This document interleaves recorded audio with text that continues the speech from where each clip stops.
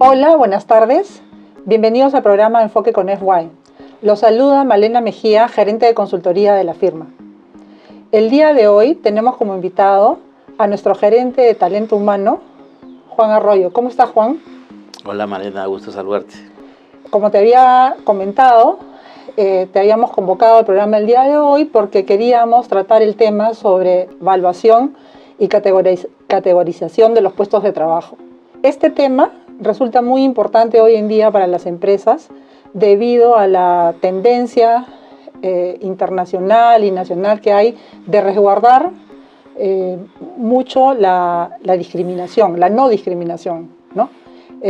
Como tú sabes, hace poco se dio una norma y luego el reglamento que trata el tema de que no debe haber discriminación entre el hombre y la mujer en el trabajo, ¿no? Así es. ¿Tú qué nos puedes decir al respecto? Sí, efectivamente la nueva ley con su reglamento hace puntos muy acertados con relación a la no discriminación de las remuneraciones entre el varón y la mujer, que de una u otra forma está orientada más que todo a las pequeñas y medianas empresas, porque las grandes empresas por lo general tienen programas de evaluación y categorización de puestos, y que tienen todo un procedimiento y de tal forma de que las pequeñas y medianas empresas sí carecen de este instrumento técnico que más que todo la norma da pautas necesarias para que estas empresas pues no tengan hagan en cuenta. Claro, no hagan este tipo de discriminación, que ¿no? Lo que se quiere es un poco que el empresariado, sea pequeño o mediano, ¿no?, tome conciencia que es necesario hacer este ejercicio de contar, ¿no?, con una evaluación de los puestos de trabajo.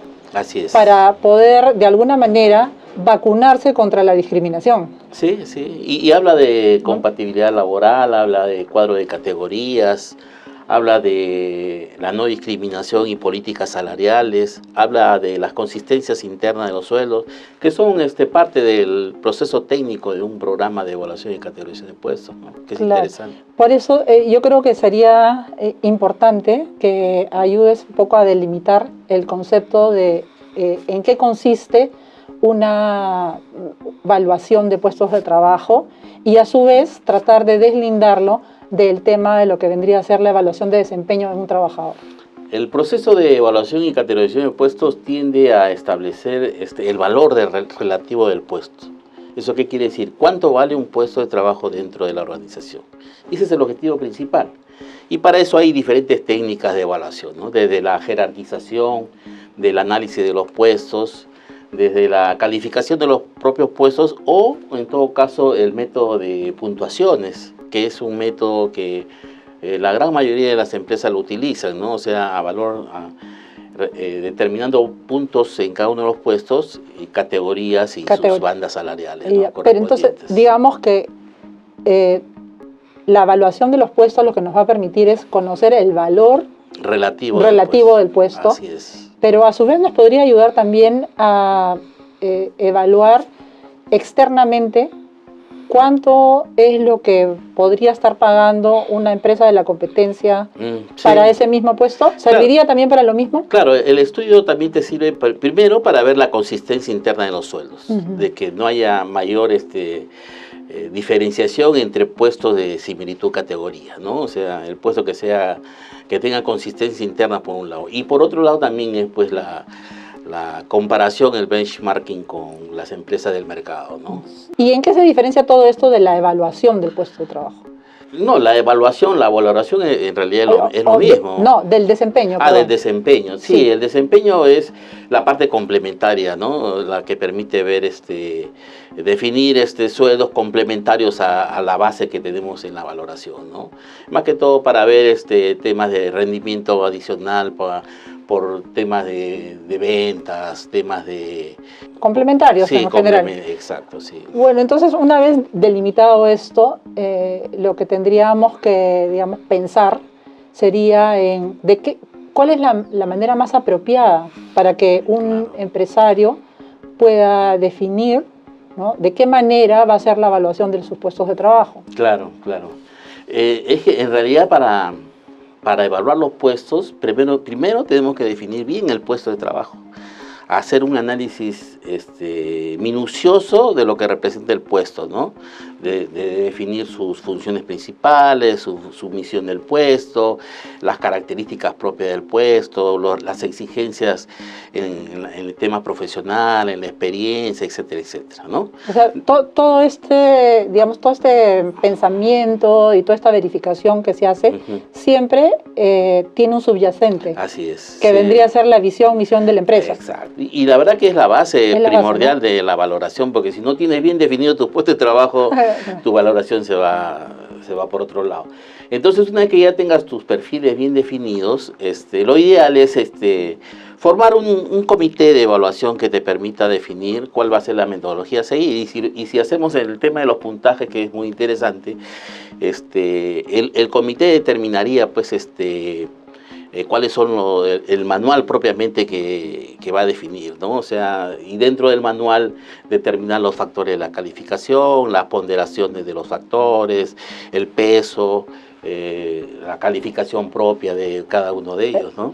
Esto quiere decir que el proceso de evaluación constaría de una definición primero de cuáles son los factores preponderantes. Sí. Que considera la sociedad, la empresa, la institución, que debe tomarse en cuenta para los puestos de trabajo. Pero a su vez, ¿no?, debería de contar con, o definir si es que esto lo va a hacer solamente la dirección de la empresa, claro, si lo va a hacer la dirección de la empresa con un asesor, con un comité interno, como nos estás diciendo, o cómo sería. Entonces, explícanos un poco cómo sería esa determinación de factores. Dentro de mi experiencia profesional, nosotros hemos formado comités, efectivamente, con asesores, con gerentes de las áreas principales de la organización, con participación de los trabajadores. Y eso puede ser a través de la dirigencia sindical, si es que es necesario, o con un líder de alguna área específica, pero donde los trabajadores también se sientan, pues, que hayan participado en este proceso. Se forma el comité y se determinan primero los factores, o sea, la cantidad de factores está en función a la visión y misión que, como tú dices, tiene la empresa, y también, pues, a que estos factores sean comunes para la mayor puesto de la organización, que sean independientes, que sean importantes, y una serie de factores. Como por ejemplo, responsabilidad.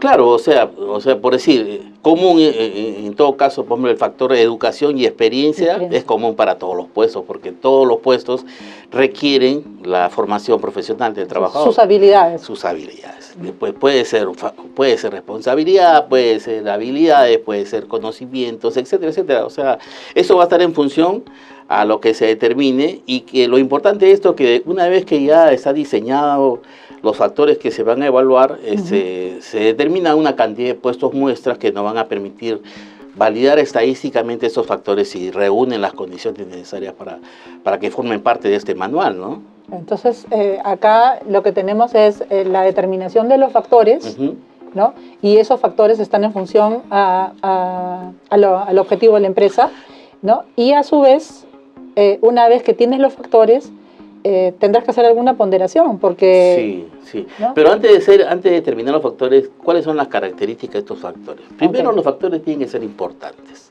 Tienen que ser importantes para la organización, si no, no sería un indicador positivo para incluirlo dentro de estos factores. Tienen que ser comunes, como te dije anteriormente, a la mayoría de los puestos, no al 100%, pero sí a la gran mayoría. Tienen que ser diferenciales, o sea, que tengan diferente intensidad para calificarlos. Y finalmente tienen que ser independientes.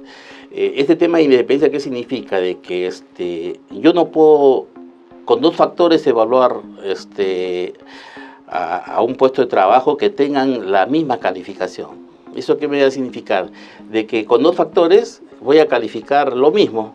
Entonces no me discriminan y tampoco me independizan los puestos. Por ejemplo, en una empresa de servicios, una empresa de servicios profesionales. Claro. ¿No?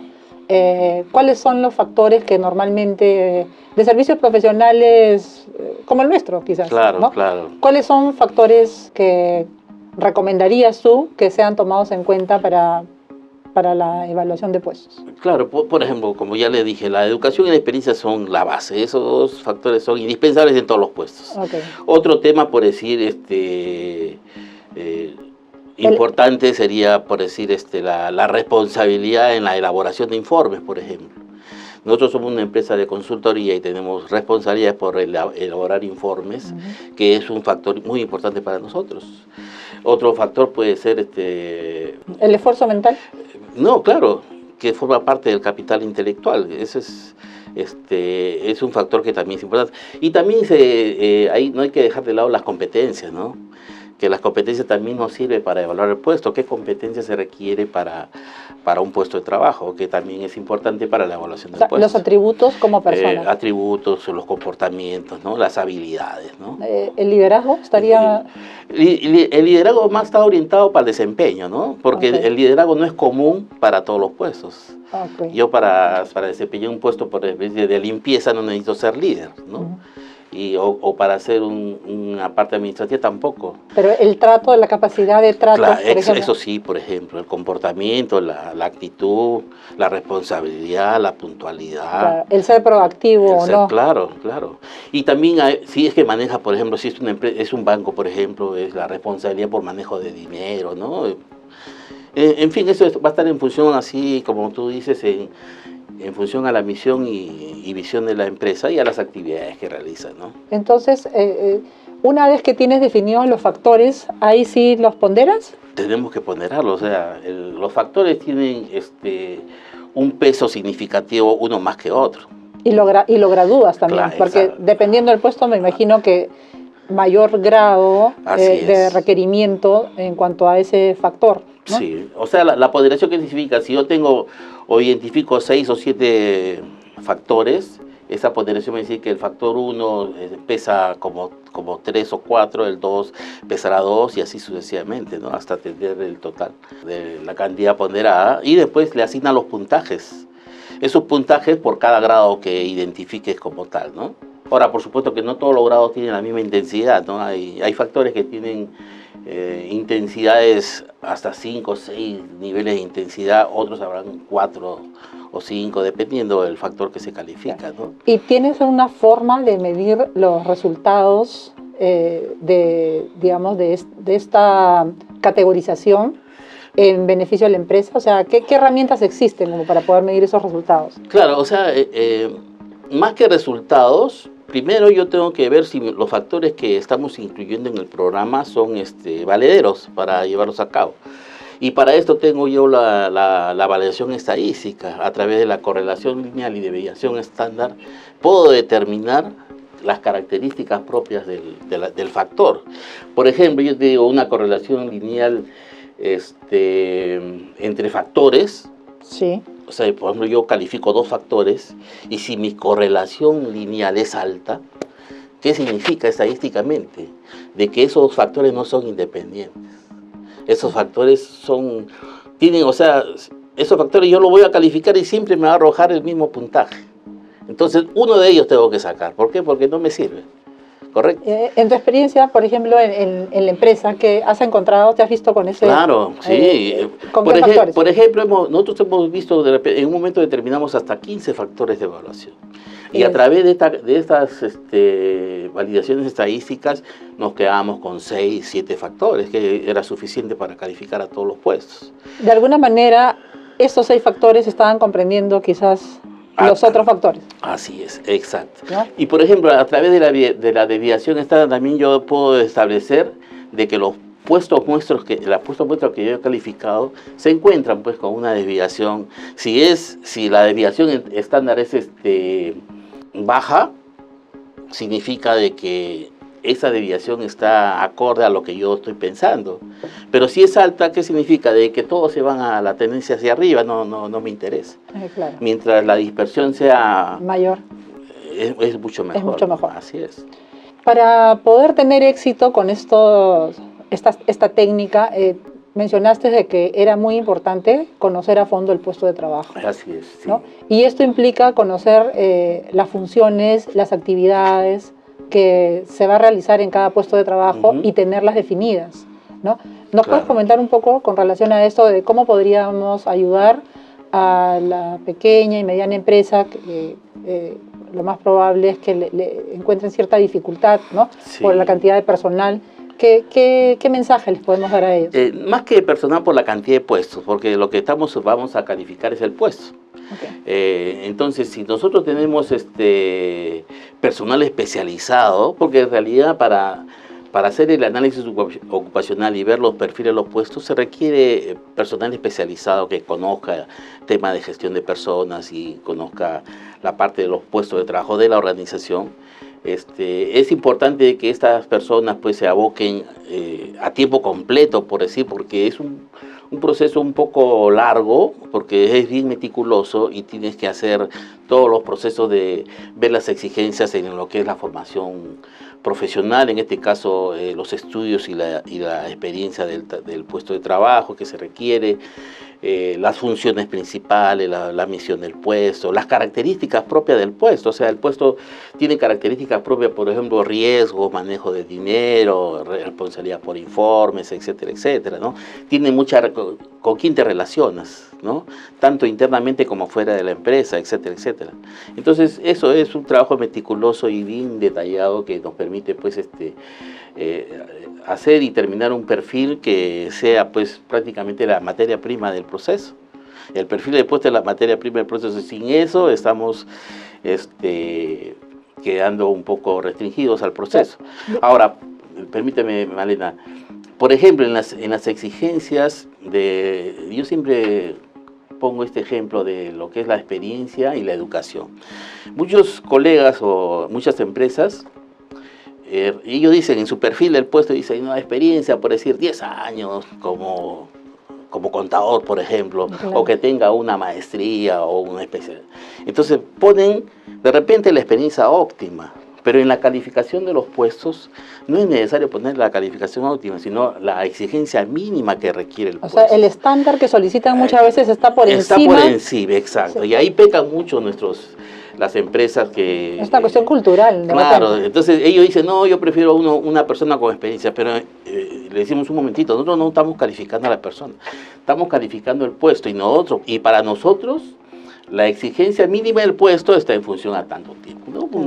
Digamos que partes de las actividades, tareas que analizas, que requiere hacer la persona, y en función de eso buscas qué experiencia puede ser la necesaria. Así es. No necesariamente tiene que ser una persona que se encuentre con la carrera, por decir, la contabilidad terminada, recibido, que pueda firmar, si de repente solamente se va a dedicar a facturar. Claro, exacto. Entonces, ¿no? Claro, es que los puestos, dentro del análisis tenemos que definir eso. Por ejemplo, un puesto profesional. Efectivamente, un puesto profesional requiere estudios superiores completos en tal especialidad, requiere tantos años de experiencia, 2, 3 años de experiencia como mínimo, ¿no? Como mínimo. Ahora, por supuesto, para las calificaciones de selección de gente o de desarrollo o de promociones, por supuesto que el trabajador va a estar por encima de eso, pero tú a través del mínimo puedes establecer tus rangos que te puedan definir pues una línea que te permita desarrollar a tu gente, ¿no? No ponerlos al máximo del inicio, sino hacer toda una tendencia que nos permita... Pues, este trabajo resulta fundamental para... la persona encargada de evaluar al personal que va a entrar a trabajar a una empresa, ¿no? Porque conociendo exactamente cuáles son las funciones que va a realizar y cuáles van a ser sus responsabilidades, sabemos en qué nivel o categoría dentro de la empresa se encuentra la persona. Claro. Y también qué atributos debe de tener y cómo conseguir una persona que se encuentre, digamos, acorde en ese nivel, y que además pueda sentirse bien remunerada, porque la remuneración va a estar de acuerdo no a los estudios, sino a las funciones y responsabilidades que tenga. Claro, ¿no? Sí. Y mira, dentro de esto lo que representa el programa de evaluación y categorización de puestos, efectivamente, una vez que tú ya tienes identificado los puntajes que le das a cada uno de los puestos, y por supuesto va de mayor a menor o viceversa, tú puedes identificar ya escalas salariales de acuerdo a los puntajes obtenidos. Claro. Y las categorías, o las escalas tú puedes ponerlas pues dependiendo la política de la empresa, ¿no? Puedes tener 5, 10, 12, dependiendo de la cantidad de puestos también que hay, ¿no? Entonces esas escalas salariales o esos grupos de remuneraciones, tú la vas identificando como tal, le das su categoría y esa categoría te permite pues hacer después las bandas salariales. Claro. Dentro de esas bandas salariales identificas sueldos promedios por cada categoría y dentro de esos sueldos promedios por categoría puedes identificar sueldos mínimos y sueldos máximos. Y bonificar en función de determinados atributos. E inclusive puedes también identificar sueldos de personal que ingresa nuevo a la organización. Entonces esa estructura salarial con sus bandas son las que se refiere la ley. Y en realidad este estudio es tan técnico que este estudio no se da y no discrimina a la mujer, ¿no? Simplemente es un análisis del puesto de trabajo, claro, sin identificar si es hombre o mujer, y que está al final representado por categorías, y esas categorías tienen su banda salarial y sus sueldos mínimos, medios y máximos. Y todo esto se plasma, cuando se presta este servicio, todo esto se plasma en un manual. Claro, claro, en un manual. Se plasma en un manual donde está documentado todo ese estudio. Sí, técnicamente documentado. Está documentada la categorización y jerarquización de la empresa. Así es. ¿No? Sí. De alguna manera las bandas salariales también claro. Pues, están dentro de este documento, ¿no? Y finalmente nos permite, ¿no? Dejar constancia de la no discriminación. Definitivamente, definitivamente. ¿No? Y te permite tener pues una consistencia interna de tus sueldos. Y una satisfacción del trabajador. Y también te permiten comparar con el mercado laboral cómo están tus remuneraciones, ¿no? Si estás por encima, en el promedio o por debajo, ¿no? Exacto. Pero ese es un diseño muy interesante que, como les digo, las grandes empresas ya lo tienen debidamente estructurados, pero que sí en las pequeñas y medianas empresas pues, se adolece de ese instrumento. Pero se está en vías de, porque ya la norma que... La norma te exige ya que a partir de enero del año 2019 ya tengas diseñado tu estructura de puestos. Y esto a la larga va a permitir una mejor administración, creo. Lógico, ¿no? Porque en realidad te va a ordenar los sueldos. O sea, no es posible, y si hablamos de consistencia interna, no es posible pues que un trabajador de nivel intermedio esté ganando por encima, por decir, de un gerente o de un jefe, ¿no? Pues es la famosa... realidad que se da, pero es. No solamente eso, sino que también te va a permitir tener documentadas las funciones que el puesto de trabajo tiene como obligaciones laborales. Claro, eso está dentro del perfil del puesto, ¿no? Y eso te permite administrar de una mejor manera, ¿no? Tus remuneraciones, ¿no? Tanto las remuneraciones como, digamos, tú como parte de la dirección de una empresa, saber si es que existe en este momento alguna falencia, ¿no? De alguna actividad o tarea que deba hacer la empresa y que no esté asignada a una persona. Claro. ¿No? Y también, por supuesto, pues, para el tema del desempeño, como tú lo mencionabas, ¿no? El desempeño es muy importante y dentro de estas bandas salariales tú identificas, pues, los sueldos que están por encima del promedio para bonificar esos puestos. Así es. Bueno, Juan, muchas gracias. Ha sido muy enriquecedora tu ponencia y tu entrevista. Bueno, en todo caso yo recomiendo pues a todas las pequeñas y medianas empresas pues que se pongan las pilas, como se dice, y que, bueno, no necesariamente toda una estructura o un diseño como el que hemos conversado ahora, pero a nivel de jerarquización, de repente los puestos pueden tener algo ordenado, sistemático, y de la forma que haya pues una consistencia interna de sueldos y que permitan pues no marginar a nadie por su sexo, en este caso, como lo dice puntualmente la ley, y que pues ordenadamente pues manejen los sueldos. ¿No? Evitar denuncias que hoy en día pueden existir ante la SUNAFIL y que además tienen carácter de reservadas, ¿no? Claro, así es. Y me parece que hay una tabla de multas y qué sé yo, ¿no? Así es, Malena. Bueno, Juan, muchas gracias. Gusto de saludarte, un abrazo a todos tus oyentes y televidentes y esperamos pues encontrarnos en una nueva oportunidad. Así es, de todas maneras, Juan. Gracias. Muchas gracias a todos por seguirnos en este programa y los esperamos el próximo miércoles. Adiós.